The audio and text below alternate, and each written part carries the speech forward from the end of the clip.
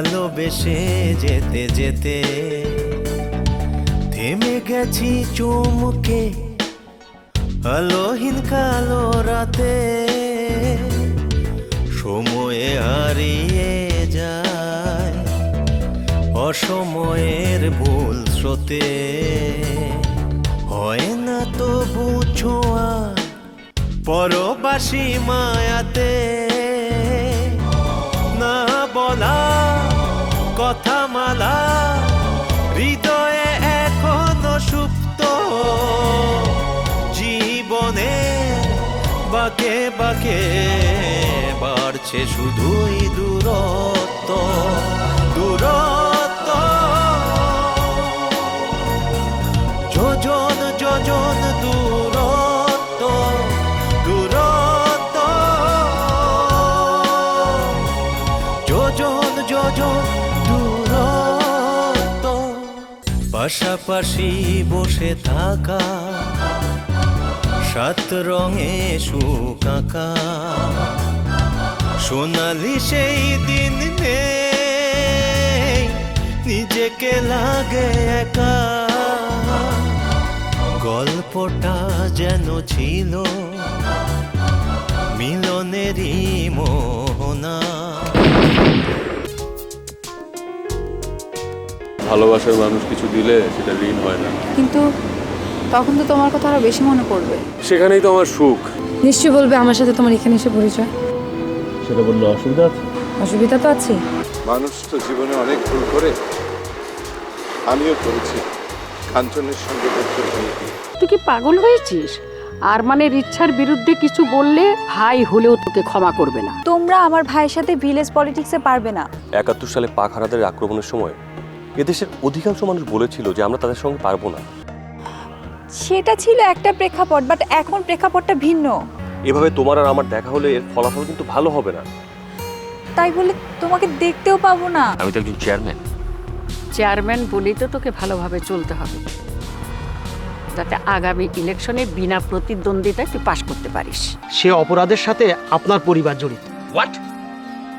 কার এত বড় সাহস যে আমার পরিবারকে এই অপরাধের সঙ্গে যুক্ত করে? How dare he! কি দরকার মানুষের আজে বাজে কথা শোনার? মা, আজে বাজে লোক সবসময় আজে বাজে কথা বলবে, এটাই স্বাভাবিক। আমি রাজনৈতিক দলের কথা বলছি না, তোমার ব্ল্যাকমেইলারদের দলের কথা বলছি। আমি ব্ল্যাকমেইল?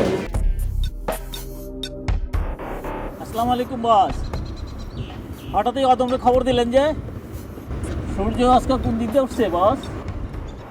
সূর্য ঠিকই উঠেছে। আপনাকে আমার হয়ে একটা কাজ করতে হবে। কি কাজ? ঠিক আমাকে যেভাবে গুলি করেছিলেন সেভাবে আরেকজনকে গুলি করতে হবে। শর্ত একটাই, মেরে ফেলা যাবে না। কি যে কোন উস্তাদ, খালি শরম দেন। কিন্তু আমার উস্তাদকে খুন করতে গিয়েছেন না তো? আমি কি একবারও সম্রাটের নাম উচ্চারণ করেছি? না, তা কর নাই। কিন্তু কারে গুলি করুন? তার নাম অর্ণব, আরেক নাম কলিন্স। চেনেন তাকে? চিনি মানে খুব ভালো করেই চিনি। ঢাকা শহরে সম্রাট ভাইয়ের পিছনে কত গুড়গুড় করছে, পাতা দেয় নাই। আর এখানে পার্টনার হয়েছে। কে কার পার্টনার হয়েছে সেটাতে আমার কোনো ইন্টারেস্ট নেই। কাজটা যেভাবে করতে বললাম করবেন। ওইব খরচ লাগবো যে। আগে যেরকম পেয়েছেন এখনো সেরকম। তাইলে মনে করেন হয়ে গেছে। আপনাকে আরেকটা কাজ করতে হবে। কি কাজ? গুলি করার পরে তাকে হাসপাতালে নিয়ে যেতে হবে। এইটা কি কর? এই কথা তো জীবনে পয়লা শুনলাম। গুলিও করবো, আবার হাসপাতালে লয়ে যাবো। এটা মেরে ফেলার খেলা না, এটা মানুষ নিয়ে খেলা। হাল্লাই মালুম আপনি কোন খেলার কথা কইতেছেন? খেলা শুরু হোক, বুঝে যাবে।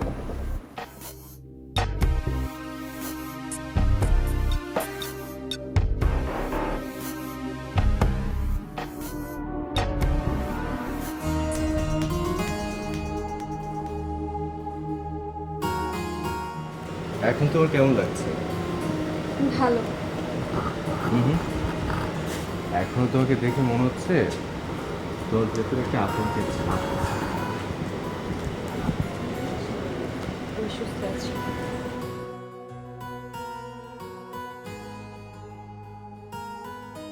আসো এখানে বসি।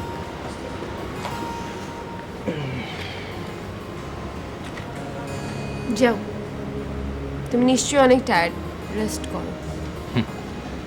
তোমাকে এভাবে রেখে আমি এখন রেস্ট করব না। আমার শুধুমাত্র ঘুম দরকার। তুমি একটু ঘুমাও, ঘুমালে দেখবে সব ভয় কেটে গেছে। আমার আর ভয় করছে না, মনে হচ্ছে আমি আগের মতন স্বাভাবিক হয়ে গেছি। সত্যি? তাহলে কি ফিরে যেতে চাও? টিকিট তো কাটা পরশু দিন, কিন্তু ফিরে কি যাওয়া যায়? তুমি যদি চাও তাহলে আমি ব্যবস্থা করতে পারি। থাক, তার আর দরকার নেই। বরঞ্চ তুমি আমাকে হোস্টেলে নামাই দিয়ে তুমি রেস্ট করো। আচ্ছা ঠিক আছে, তাহলে আমি তোমাকে রুমে দিয়ে আসি। আমার একটু কাজও আছে, কাজটা শেষ করি। কি কাজ? আছে একটু একটু কাজ। তুমি রুমে গিয়ে রেস্ট করবে আর কোনো কিছু করবে না। কি বলো, আমি একটু যাবো না, আজবের কাছে যাবো না? কেন তুমি আজমের কাছে যাবে? শত্রু বাড়িয়ে লাভটা কোথায়? দেখো, শত্রুর কথা যদি বলো শুরুতেই শেষ করে দেওয়া উচিত, শত্রুতা আর বাড়ানো উচিত না। তুমি কি চাচ্ছ না আমি যাবো? প্লিজ শিশির, তুমি যেও না প্লিজ। আচ্ছা ঠিক আছে, চলো আগে তোমাকে রুমে দিয়ে আসি, তারপরে আমি ডিসিশন নিচ্ছি। চেষ্টা করবো। চলো।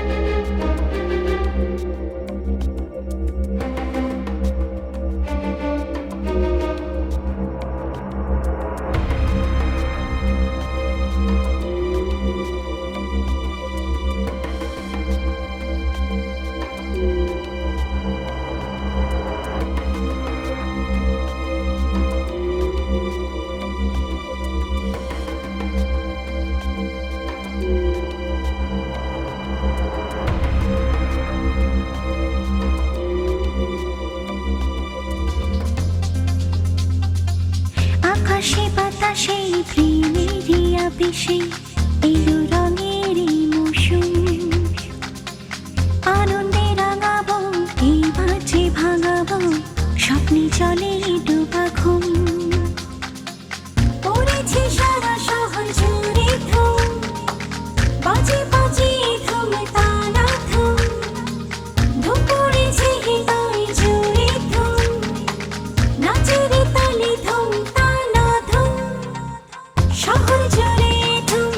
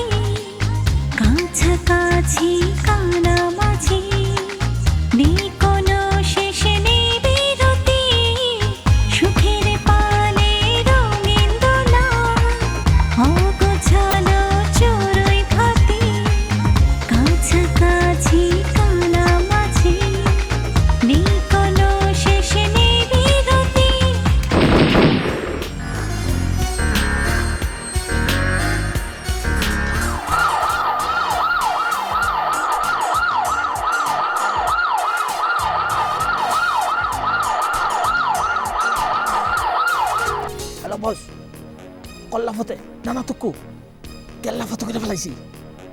আপনার কথা মতন কাজটা সেটা ফেলাইছি আজকে।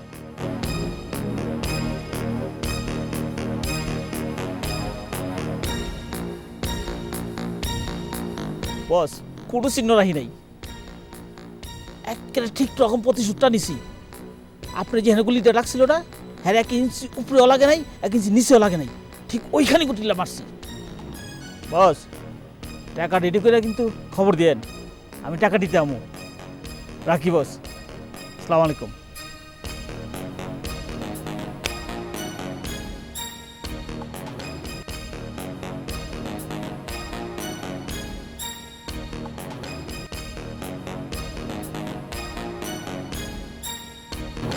হ্যালো, জি প্রবীর, আপনার হাজব্যান্ড হঠাৎ করেই হি গট শট।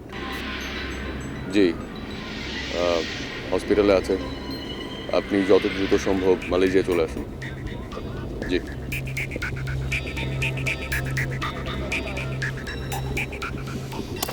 কার সাথে কথা বলছিলে? আমার ক্লায়েন্ট।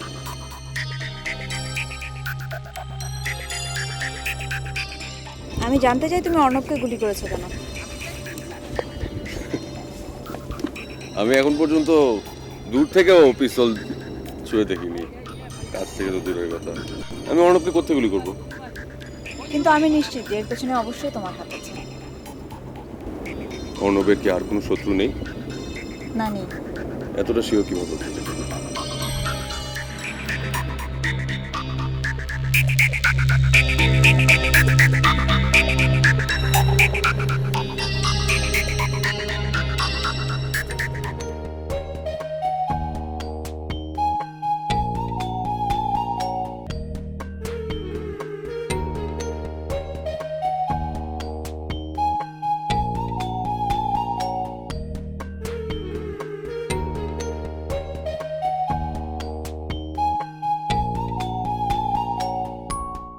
চাচা আসসালামু আলাইকুম।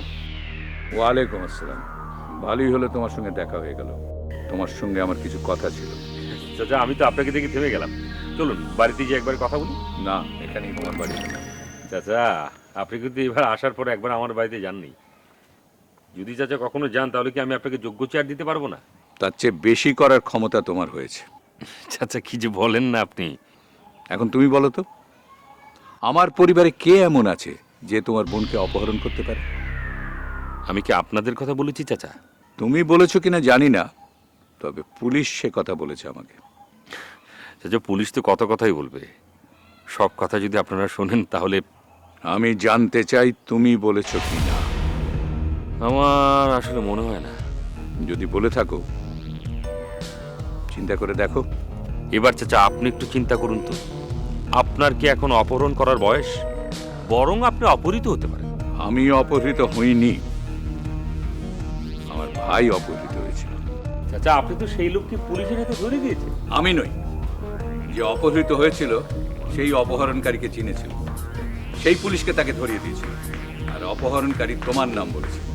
আচ্ছা, এরকম তো অনেক লোকই আছে অন্যায়ভাবে আমার নাম ভাঙিয়ে খাচ্ছে, আমার কথা বলে বলে অন্যায় করছে, হতে পারে না? তাহলে শেষ কথা কি হলো? তুমি পুলিশের কাছে চৌধুরী বাড়ির নাম বলনি, তাই তো? না, আমি বলিনি চাচা। ভালো।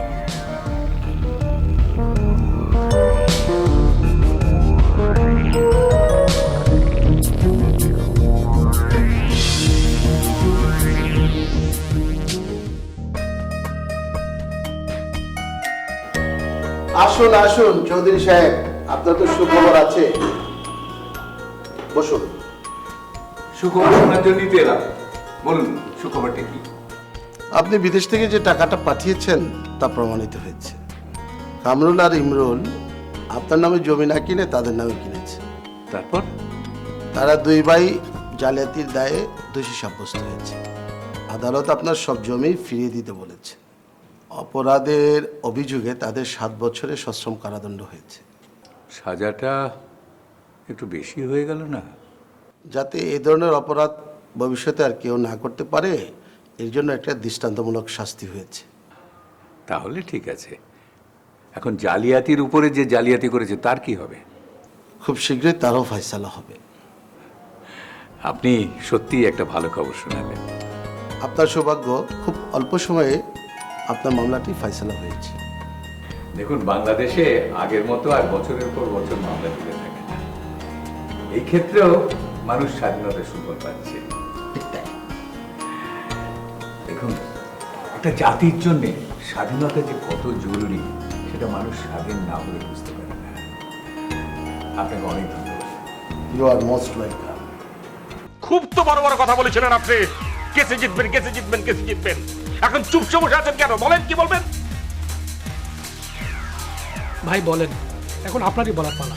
আপনি যদি এই কথাটা আমাকে আগে বলতেন, তাহলে জীবনে আমি আপনাকে দিয়ে কেসটা চালাতাম না, অন্য উকিল আমি দেখতাম। কেসে হার জিত হবেই, তাই বলে কোনো উকিল বলে সে জিততে পারবে না? চলো, আমার হার হলো কিভাবে সেটা বলেন। আপনি যে দলিলটি করেছিলেন সেই দলিলের টিপসই ছিল আরেকজনের। শোনেন, সই নকল করা যায়, টিপসই নকল করা যায় না। এক এক মানুষের আঙ্গুলের ছাপ এক এক রকম, যেমন এক এক মানুষের চেহারা এক এক রকম। তাহলে কি টিপসইটা দিয়ে ভুলই করলাম নাকি? অবশ্যই ভুল করেছিলেন। জালিয়াতি করার আগে উকিলের সঙ্গে পরামর্শ করতে হয়। মানুষ করে কি, অপরাধ করার পর আইনের লোকের কাছে আসে। উচিত অপরাধ করার আগে আসা। হ্যাঁ, ঘটনা যাতে আগে ফাঁস হয়ে যায়, আর আপনি যাতে আগে থাকতে আমার কাছ থেকে টাকা খেতে পারেন, এটাই তো চাচ্ছিলেন আপনি, তাই না? আপনি কাছে হেরেছেন, যদি জিততেন তাহলে আপনি আমাকে এরকম কথা বলতে পারতেন। এখন বুদ্ধি কি? এখন বুদ্ধি রায় মতো জমি ফেরত দেওয়া। আরে কি বলেন আপনি, রায় মতো জমি ফিরিয়ে দেবে? সেটা তো আমিও জানি। কিভাবে জমিটা পাবো সেটার কথা বলেন। বেশি দামে জমি কেনা ছাড়া আর কোনো উপায় নেই। কেউ যদি জমি বিক্রি না করে তাহলে আমি জোর করে কিনবো? বুদ্ধি একটা আছে। হ্যাঁ বলেন। তার জন্য ফিস দিতে হবে। আপনি যে আসলে একটা খাটাস উকিল সেটা কি আপনি জানেন? আরে ভাই বলেন, টাকা ছাড়া দুনিয়াতে কিছু হয়? টাকা হলো দুনিয়ার সেরা ধন। আপনি চুপ থাকবেন, টাকা কথা বলবে। আপনি তো টাকা ছাড়া কিছু বোঝেন না। বেসিক্যালি আপনার জন্য আসলে একটা খাটাস, যেটা আমি বুঝি আর কি।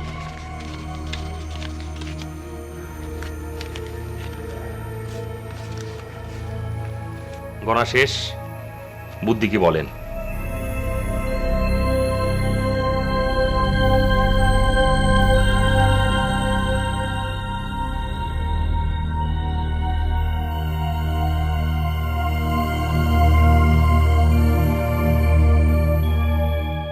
শোনো ভাই, এতদিন পর আমার উপর থেকে পাপের বোঝাটা নেমে গেল। আমার তেমন না। দেখো, সেই কোন কাল থেকে জমি জমা নিয়ে বিরোধ বাংলাদেশে লেগে গিয়েছে। জমি জমা নিয়ে যত মামলা মোকদ্দমা হয়, আর কিছু নিয়ে তত হয় না। এই কথা মেনে নিয়েই আমি কাজে নেমেছিলাম। তুমি ধৈর্য ধরেছিলে বলেই তো জমি ফেরত পাওয়া গেল। আমি তো একদম অধৈর্য হয়ে পড়েছিলাম। শোনো ভাবি, সব ব্যাপারেই ধৈর্য ধরতে হয়। এই যে আমার ছেলে দুটো এটা করেনি বলেই তাদের সাজা তারা ভোগ করছে। বাবা, তোমার ছেলেরা যখন শাস্তি পেয়েছে, এখন ওদের জেল থেকে নিয়ে আসো না। দেখো, শাস্তি পেলে তা ভোগ করতেই হবে। এখন ইচ্ছে করলেই কেউ তাদের বের করে আনতে পারবে না, যতদিন না তাদের সাজার মেয়াদ পূরণ হয়। শোনো ভাই, তুমি এখন তোমার জমিগুলো বাবা, বাবা, আমাদের জমিতে কে বাগানা দখল নিয়েছে? বলছিস কি? হ্যাঁ বাবা, আমি এই মাত্র গিয়ে নিজের চোখে দেখে আসলাম আমাদের জমিতে সাইনবোর্ড ঝুলছে। আমার সাইনবোর্ড? আমি এক্ষুনি থানায় যাচ্ছি। আশ্চর্য, কি হচ্ছে একটা? চাচার বিরুদ্ধে সূত্র লেগেই আছে। এই সব শত্রুকে চিরদিনের জন্য শেষ করে দেওয়া হবে। আশ্চর্য, কেসের দ্বিতীয় যদি দখল না পাওয়া যায় তাহলে এখানে বার্ষিক করা যাবে না। ভাবি, তুমি একদম চিন্তা করবে না। রায়ন বা যখন থানায় গেছে তখন একটা ব্যবস্থা হবে। জমির বেলায় দখল হলো আসল, কথায় আছে না, জোর যার মুল্লুক তার। মা, তুমি ভাইয়াকে বোঝাও, সে যেন এসব থেকে সরে আসে। তোর ভাই কি আমার কথা শোনে? সে তো বলছে যত গোলমাল তোর জন্য হচ্ছে। আমি কি এভাবে জোর করে কিছু আদায় করতে বলেছি? তুই আরমানকে শ্রাবণের কথা বলেছিলিস কেন? মা, আমি ভাইয়াকে এসব কিচ্ছু বলিনি। তুই তো গোপনে শ্রাবণের সঙ্গে কথা বলিস। কথা বললে কি হয় মা, ওর সাথে আমার সেই শৈশবকাল থেকে পরিচয়। হ্যাঁ, ওই শৈশবকালের পরিচয়ের সূত্র ধরে আরমান তোর সঙ্গে ওর সম্পর্ক গড়তে চাইছে। কিন্তু মা, জোর করে তো কিছু হয় না। আমাদের তো আমাদের অতীত ইতিহাস ভুলে গেলে চলবে না। তো বেশ, তো তুই তোর ভাইকে বোঝা। প্রয়োজন হলে তাই করব বই কি। হ্যাঁ, কর।